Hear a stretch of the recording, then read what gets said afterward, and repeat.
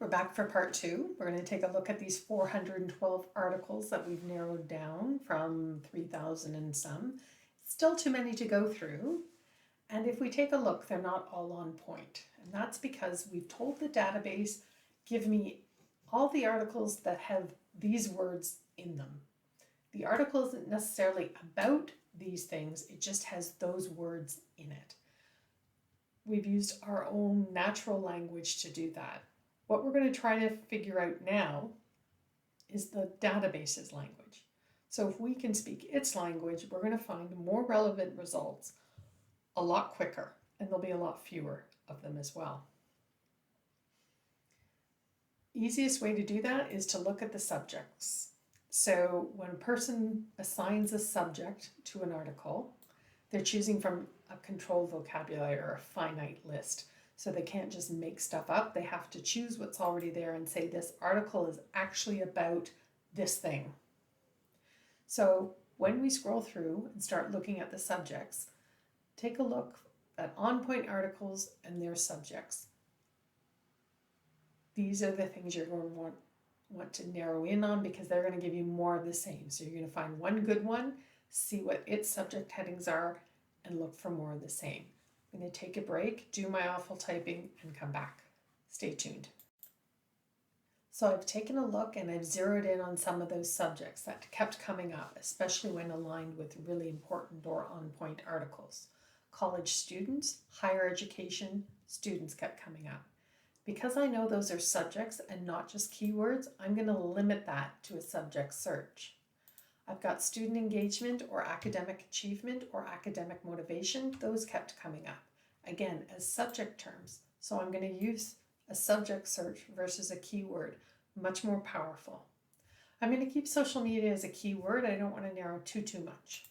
We're going to go from 412 to 51, except I know those 51 have a higher likelihood of being on point because we've searched a subject, not just a keyword.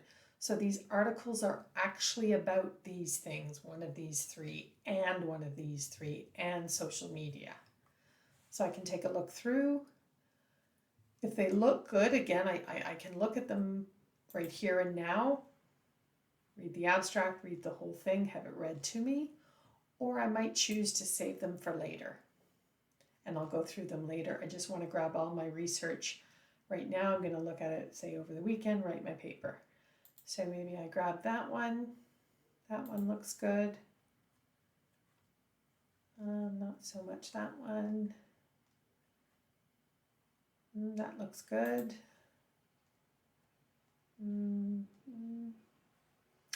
That one looks good.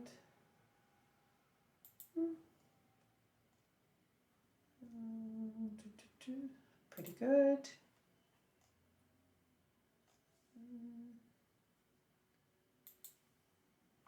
Pretty good.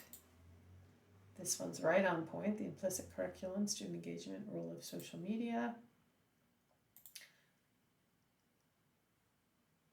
So I would continue to look for good articles, putting them all in a folder. When I have my folder, I can email that to me.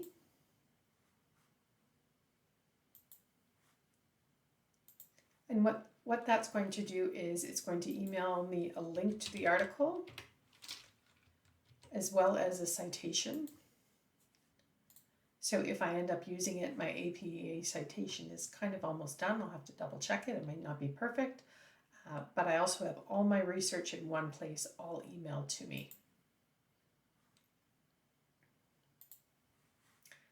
So you've taken your search from a research question through brainstorming, keyword searching, finally narrowing into a subject search, which is going to give you much more relevant research with even a lower recall. So you're going to have fewer articles to go through, and you know those articles are going to be more relevant, more on point.